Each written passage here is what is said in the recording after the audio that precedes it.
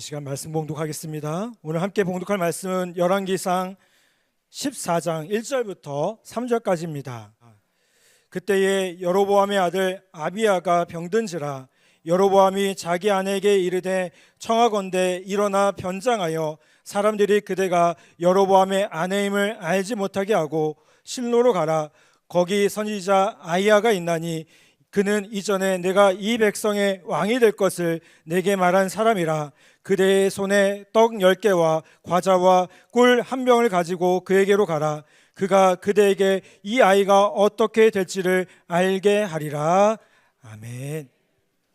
문제를 풀면서 오늘 말씀을 시작하려고 합니다. 제가 사진을 준비했는데요. 사진 속에 세 장소가 표기되어 있습니다. 가운데에는 넓은 잔디밭 필드죠. 보이시는지 모르겠습니다만 빨간색 현수막에 양궁 어쩌고 저쩌고 글씨도 써 있고요. 저 멀리 쬐끄맣게 양궁 관역도 보입니다. 그리고 여러분 보시는 오른쪽 상단에는 수영장이고요. 하단에는 그냥 뭔지는 잘 모르겠지만 어쨌든 건물이 있습니다. 자, 요 세 사진 속 장소에 공통점이 있습니다. 뭘까요? 세 장소는요, 모두 다 누군가 사람의 이름을 따서 명명된 시설이다라는 점입니다. 네, 죄송합니다. 여러분이 맞힐 수 없는 문제였습니다. 네. 자, 첫 번째 양궁장입니다. 아시죠? 김순영 선수의 이름을 따서 김순영 양궁장이라고 되어 있고요. 충북 청주에 있습니다. 그리고 수영장은 인천에 있습니다. 박태환 수영장이고요. 맨 아래에 있는 건물은 체육관입니다. 저것도 체육관인데요. 고양시에 있습니다. 장미란 체육관이라고 이름이 지어져 있습니다. 이 건물에 이름이 들어간 그 인물들처럼 자기가 몸담았던 분야에서 굉장한 업적을 남겨서 사람들이 나중에 내 이름을 좋은 일에 사용한다. 내 이름이 어떤 건물이나 행사나 다른 사람에게라도 내 이름을 물려주게 되었다란다면, 그렇다면 굉장히 본인에게는, 당사자에게는 영광스러운 일이지 않을까 생각됩니다. 오늘 우리가 살펴볼 인물도요, 후대에 이름을 남긴 사람입니다. 그런데 제가 앞서 말씀드렸던 김순영 선수, 박태환 선수, 장미란 선수 이런 분들하고는, 이런 인물들하고는 살짝 결이 좀 다릅니다. 열왕기상 15장 34절을 보면 이런 말씀이 있습니다. 바하사가 여호와 보시기에 악을 행하여 여로보암의 길로 행하며라고 했습니다. 바하사는요, 북이스라엘의 세 번째 왕입니다. 근데 이 왕이 하나님 보시기에 나쁜 일들을 저질렀습니다. 성경은 그런 바하사를 가리켜서 누구의 길로? 여로보암의 길로 행했다라고 표현합니다. 열왕기상 16장에도요 비슷한 구절이 등장합니다. 우리 이번에 화면을 보고 같이 읽어보겠습니다. 시작. 시므리가 왕궁에 불을 지르고 그 가운데서 죽었으니 이는 그가 여호와 보시기에 악을 행하여 범죄하였기 때문이니라. 그가 여로보암의 길로 행하며. 아멘. 시므리 역시 북이스라엘의 왕이었습니다. 5번째 5대 왕이었는데요, 그도 하나님 보시기에 악을 행했다고 했습니다. 그리고 역시 성경은 그런 시므리를 가리켜서 그가 여로보암의 길을 갔다라고 표현했습니다. 자, 잘은 모르겠지만 분위기를 보아하니 이 여로보암의 길, 어떤 길로 생각되시나요? 하나님이 기뻐하실 그런 길은 아니라는 것 눈치채실 수 있겠죠. 믿음의 길에서 벗어나 악한 일을 행한 사람을 가리키는 성경 구약의 관용적인 표현이 이 여로보암의 길이라는 표현입니다. 즉 여로보암은 악한 사람, 악인의 대명사가 되어버린 인물입니다. 근데 이 정도로 여러 악한 사람들한테 대표격이 되는 인물이라면 우리한테도 좀 더 낯익었어야 하는데, 도대체 이 여로보암이라는 사람 무슨 일을 했는지 딱히 기억나는 건 없습니다. 그래서 오늘 저와 함께 이 여로보암이 어떤 나쁜 일을 얼마나 많이 했는지 한번 살펴보도록 하겠습니다. 자, 이스라엘은요, 솔로몬이 죽은 후에 사울, 다윗, 솔로몬 이 세 왕의 통치 기간을 지난 후에 왕국이 둘로 분열되었습니다. 화면을 보시면 남쪽에 노란색은 남쪽에 있다 해서 남유다, 그냥 유다 왕국이라고도 하고요. 그리고 유다 왕국은 르호보암이라는 왕이 통치를 하게 되었습니다. 그리고 위쪽에 파란 나라는 이스라엘, 북쪽에 있기 때문에 북이스라엘이라고도 합니다. 이 북이스라엘은 우리가 조금 전에 만났던 여로보암이 통치하게 되었습니다. 즉 여로보암은요, 이스라엘 왕국이 나뉘었을 때, 유다와 이스라엘로 나뉘었을 때 북쪽에 이스라엘을 통치하던 첫 번째 초대 왕이었던 셈입니다.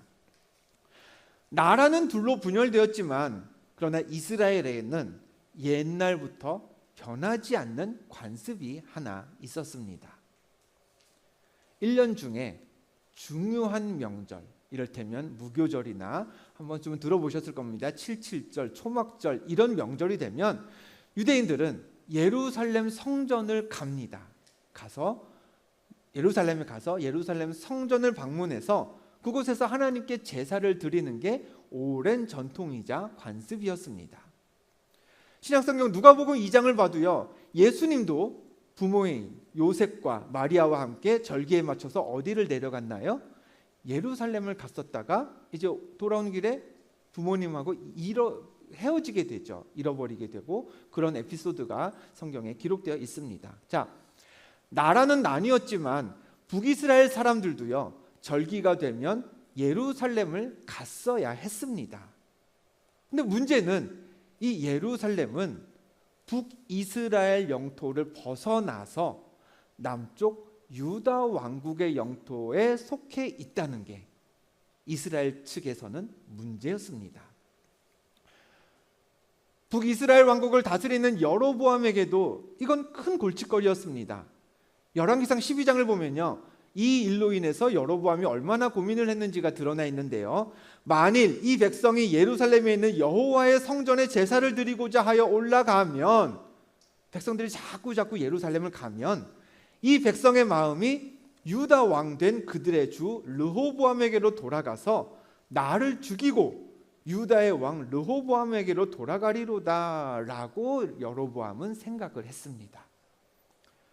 어쩔 수 없이 백성들이 예루살렘을 갑니다. 그러면 남유다 왕국을 들락날락하게 되는 겁니다. 그러다 보면 눈에 익으면 마음도 간다고요. 야, 남유다가 더 좋은 것 같아. 르호보암이 통치하는 분위기가 여기가 더 좋은 걸? 이런 식으로 생각하지 말란 법은 없습니다. 그러다 보면 결국 북이스라엘을 등지고 심지어 혹여라도 자기를 죽이고 배반하는 세력까지 생기지 않을까 하는 게 북이스라엘 통치자 여로보암의 고민이었습니다. 그래서 이 고민을 해결하기 위해 여로보암이 해법을 제시했습니다. 자기 백성들로 하여금, 이스라엘 백성들로 하여금 예루살렘에 남유다에 가지 않아도 되는 법, 무슨 방법이 있을까요? 자기들의 영토 내에 북이스라엘 안에 예배의 처소를 마련하는 겁니다. 여로보암은 두 군데에 하나님을 예배하기 위한 제단을 쌓았습니다. 한 곳은 베델이라는 곳이고요, 한 곳은 단이라는 곳입니다. 지도를 보시면 예루살렘 바로 위에, 그래도 좀 남쪽 지방에 베델이라는 곳이 있고요, 그리고 저 위에 단이라는 곳이 또 한 군데 있습니다. 저렇게 위, 아래 두 군데에다 예루살렘까지 가지 않고도 하나님을 예배할 수 있는 제단을 여로보암이 만들어 주었습니다.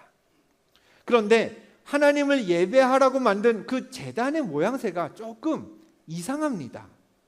열왕기상 12장 28절 같이 읽어보겠습니다.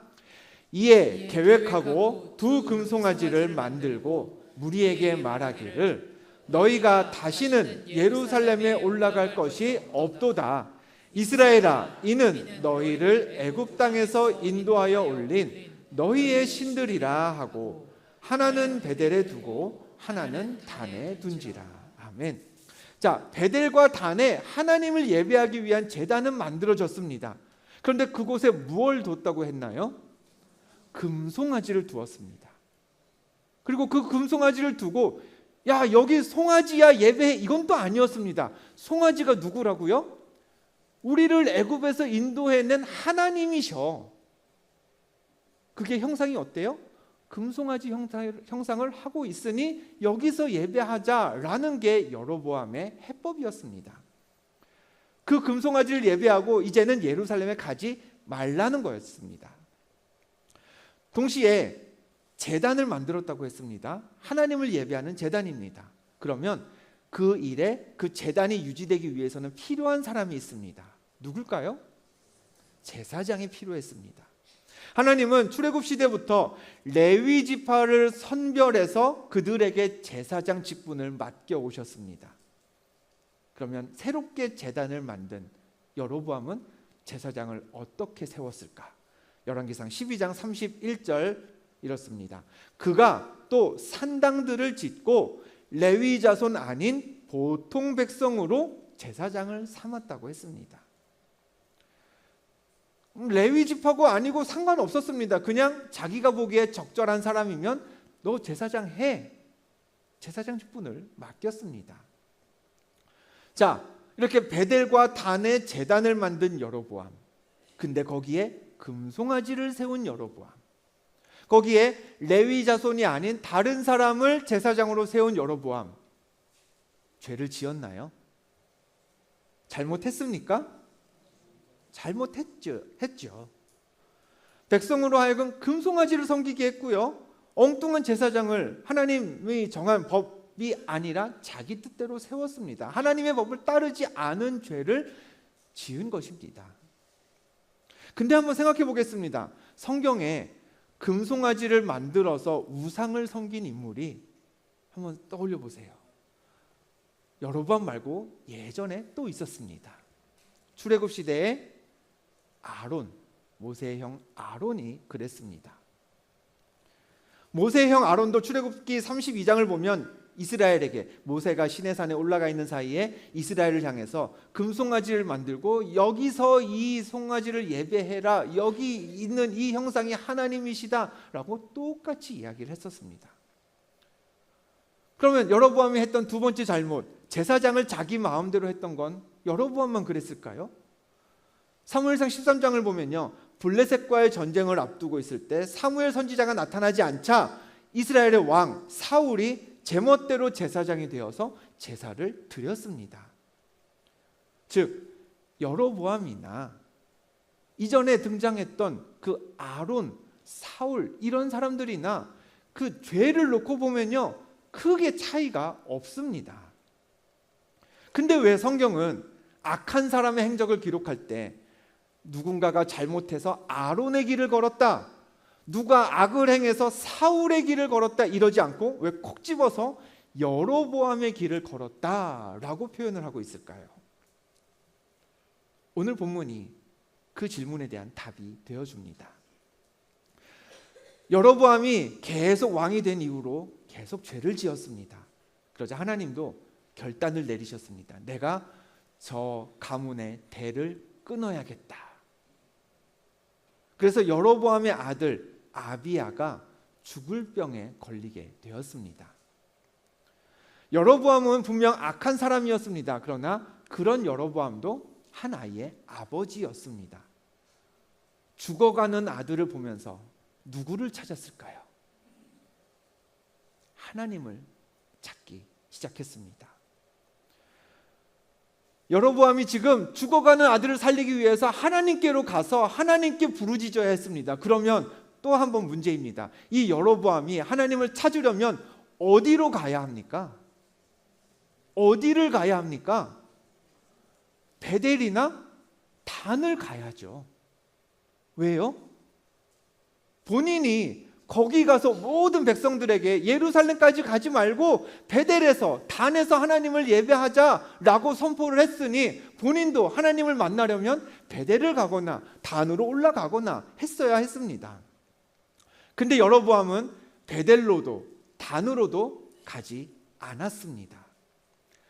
아들을 데리고 자기 아내에게 아들을 데리고 하나님을 만나러 가도록 권하면서 여로보암은 이렇게 말했습니다. 오늘 본문 2절입니다. 여로보암이 자기 아내에게 이르되 어디로 가라고요? 실로로 가라. 거기 선지자 아히야가 있나니. 자, 이 말의 의미는 이렇습니다. 베델과 단에 가면 하나님을 만날 수 있다 없다? 없다는 겁니다. 거기는 그냥 자기가 정치적인 이유로 만들어 놓은 그냥 허수아비 제단이라는 겁니다. 베델과 단에 가면 제사장들이 있습니다. 그럼 그 사람들은 하나님의 능력을 받은 하나님께서 쓰시는 그런 일꾼입니까? 아니라는 거죠. 지금 하나님의 사람 아히야를 만나려고 실로로 아내를 보낸다는 얘기는 베델에 있는 제사장, 단에 있는 제사장, 하나님과 아무 소용이 없는 사람들이라는 것을 여로보암 자신이 자신의 입술로 이야기하고 있는 겁니다. 여로보암은요, 애초부터 백성을 속였습니다. 베델, 단 이런 곳에 제단은 만들어 놓고 자기는 하나님 찾을 때 실로로 갔습니다. 제사장도 기껏 세웠습니다. 근데 껍데기만 제사장이었습니다. 자기는 하나님의 사람을 필요로 할 때 제사장들 보러 베델 단 간 게 아니라 실로에 가서 아히야라는 사람을 찾아갔습니다. 그리고 여로보암은요, 죽어가는 아들을 아내 편에 보내면서 또 이런 당부도 했습니다. 본문 2절 끝부분인데요. 같이 읽어볼까요? 그대가 여로보암의 아내임을 알지 못하게 하고 실로로 가라. 자, 실로로 가긴 가되 어떻게 가라고 했습니까? 정체가 탄로나지 않게, 알지 못하게 가리고 숨기고, 정체를 숨기고 가라는 거였습니다. 여러분, 이 말이 얼마나 어이없는 말인지 보이시나요? 지금 여로보암이 아히야 선지자를 찾아가는 이유가 뭡니까? 죽어가는 아들을 살리려고 가는 겁니다. 그 얘기인 즉슨 하나님께서는 내 아들을 살리실 능력이 있다 없다? 있는 그런 대단한 전능하신 분임을 믿고 가는 건데, 근데 거기 갈 때 어떻게 하라고요? 우리가 누군지 안 보이게 숨기고 가리고 가라는 건 또 뭡니까? 전능하신 하나님의 능력을 의지하러 가는데, 그 능력을 필요로 해서 가는데, 동시에 여로보암은 이렇게 생각하는 겁니다. 우리가 얼굴을 가리면 하나님은 우리가 누군지 모르실 거야. 아이를 살려달라고 이야기하러 가면서 정체를 숨기면 모르실 거라는 되게 아이러니한 생각을 가지고 지금 하나님께로 아내와 아들을 보내고 있습니다. 이 정도로 여로보암은 어리석고 또 약했습니다. 근데 이 정도까지만 했어도 성경이 누가 악했다, 누가 나빴다 하면서 그가 여로보암의 길로 갔다라고 하지는 않았을 것 같습니다. 여로보암이 가장 큰 실수를 했던 것 한 가지를 저와 더 확인해 보겠습니다. 자, 여로보암은 악한 인물의 대명사가 되었지만 반대로 하나님께 가장 칭찬받았던 인물 누가 있을까요? 다윗이 있습니다. 그럼 한번 비교해 보려고 합니다. 하나님 앞에 어리석고 악했던 이 여로보암과 하나님께 칭찬받았던, 내 마음에 맞는 사람이다 라고 칭찬받았던 그 다윗, 이 둘이 얼마나 달랐을까? 근데요, 잘 보면요, 이 두 사람은 크게 다르진 않았습니다. 적어도요, 두 사람이 지은 죄를 놓고 보면 두 사람은 크게 다르지 않습니다. 자, 다윗이 무슨 죄를 지었습니까? 충신 우리아가 전쟁터에 나가서 싸우고 있을 때 그 아내 밧세바와 같이 동침했습니다. 그리고 이 사실을 은폐하기 위해 충성된 신하였던 우리아를 죽게 만들었습니다. 여로보암은요, 우리가 지금 살펴보았죠. 금송아지를 만들어서 제단을 쌓았고요, 자기 마음대로 제사장을 세우면서 백성들을 속였습니다.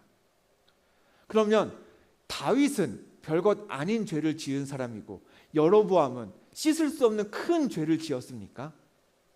아니요. 죄만 놓고 보면요, 오히려 사람을 죽게 한 다윗의 죄가 더 커 보입니다. 그렇지만 두 사람이 지은 죄가 조금 다릅니다. 하나님 앞에 또 사람과의 관계에서 지은 죄가 좀 다르기 때문에 누가 더 큰 죄를 지었는지는요, 간접적으로 비교할 수 있는 방법이 있습니다. 어떻게 하면 될까요? 두 사람이 어떤 벌을 받았는지를 살펴보면 됩니다. 공평하신 하나님은 요만한 작은 죄 지었다고 해서 어마어마한 벌을 주시지는 않으실 겁니다. 죄에 합당한 벌을 주셨을 테니 하나님이 이 두 사람에게 어떤 벌을 주셨는지 한번 보겠습니다. 자, 밧세바와 관련된 죄 때문에 다윗이 무슨 벌을 받았느냐? 사무엘상 12장에 다윗의 벌이 기록되어 있습니다. 같이 읽어봅니다. 시작. 우리아의 아내가 다윗에게 낳은 아이를 여호와께서 치심에 심히 앓는지라. 이래 만에 그 아이가 죽으니라.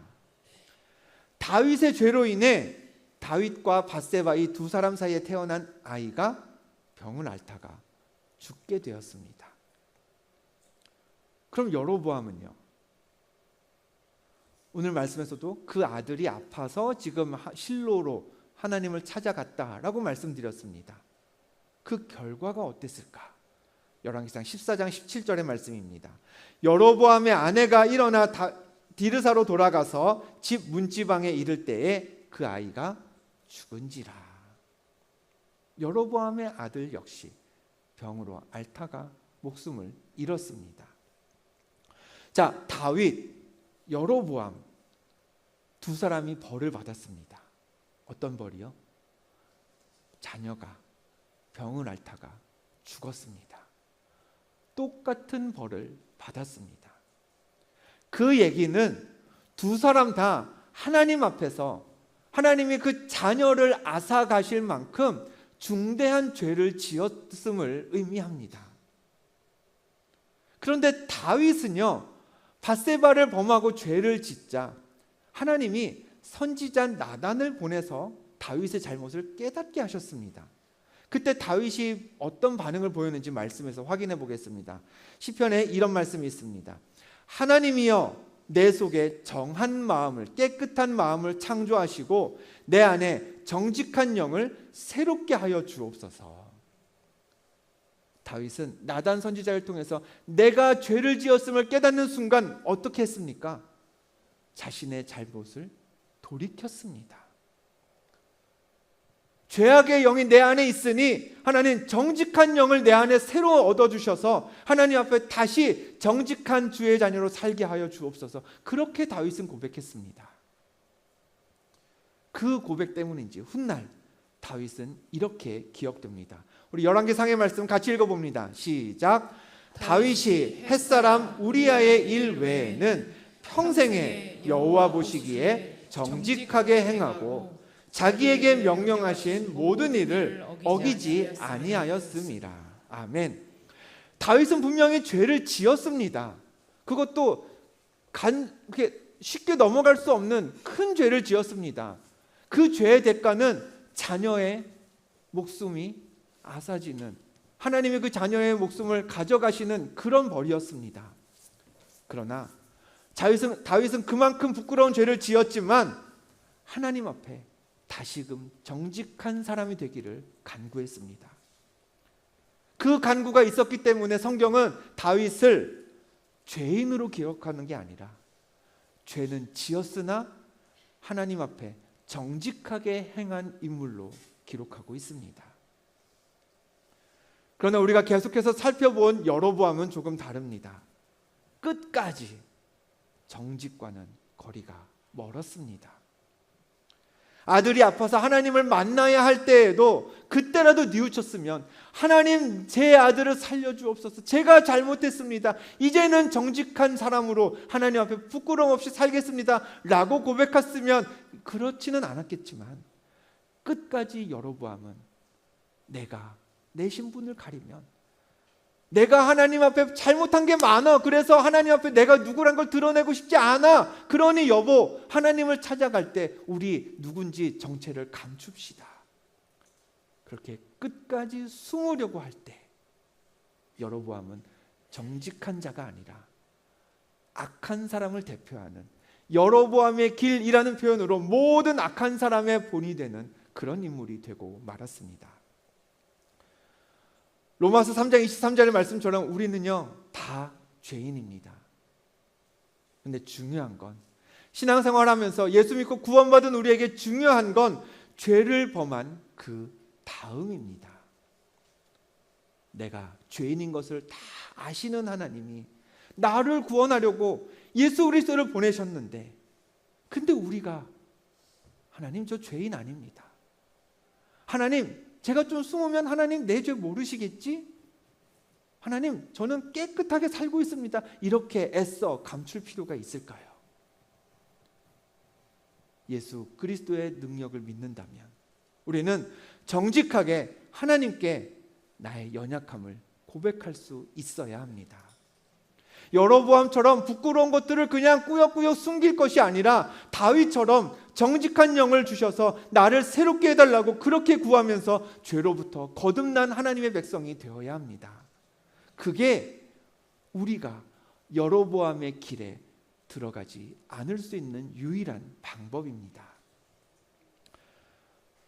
여러분의 가정에서 또 여러분의 일터에서 우리가 여로보암의 길을 걷느냐 아니면 하나님 마음에 합한 다윗의 길을 걷느냐, 그 차이는요 악하고 허물 많은 모습 그대로를 사랑하시는 하나님 앞에서 내가 정직할 수 있느냐 아니면 끝까지 숨기느냐, 여기에 달려 있습니다. 다윗처럼 정직하게 하나님 앞에 엎드리시길 바랍니다. 하나님, 연약한 나에게 힘주세요. 나 혼자 죄와 싸워서는 이길 수가 없습니다. 하나님, 날 좀 붙들어 주세요. 죄 많은 나를 예수님 한 번 더 용서해 주세요. 연약하면 연약한 대로 이 시간 하나님을 찾는 하나님의 자녀 되시기를 축복합니다. 죄 가운데 있다면 그 모습 그대로 예수 그리스도의 보혈을 의지해서 우리를 긍휼히 여기시는 그 하나님의 은혜를 맛보며 다윗처럼 여로보암의 길이 아니라 다윗처럼 하나님 마음에 합한 길을 걷는 저와 여러분 모두가 되시기를 주님의 이름으로 간절히 축복합니다.